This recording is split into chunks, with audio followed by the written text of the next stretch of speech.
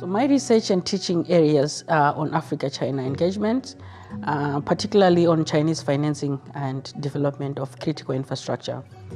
Critical infrastructure in this regard relates to renewable energy infrastructure, communication infrastructure, transport infrastructure.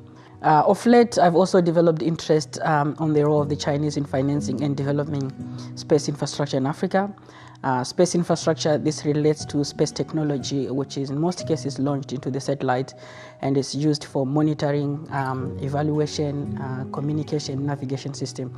If you are someone who follow some trends in Africa, you realize that I think over the past 2 or 3 years, the Chinese have been involved in launching about 2 or 3 satellites into orbit, African satellites to be precise, into orbit. So this is a new area which I'm also developing interest in. Research in Africa-China relations, I think, is now in about 2.5 decades. But what's interesting is that most of the accounts or narratives or academic perspective in Africa-China relations have been presented from a Chinese perspective. A Chinese perspective in the sense of how the Chinese are seen to be driving the engagement.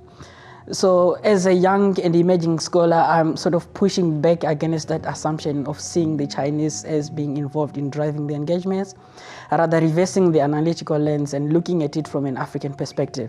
So for me, this is an interesting area, and I think I'm one of the emerging scholars in that field. And I feel happy that at least I'm contributing to something that empowers Africans and also improves the policy perspective of African governments in their interaction with the Chinese. The Open University is one of the best places to study in the world because of issues of flexibility. Regardless of location, regardless of your identity, you can study at the Open University.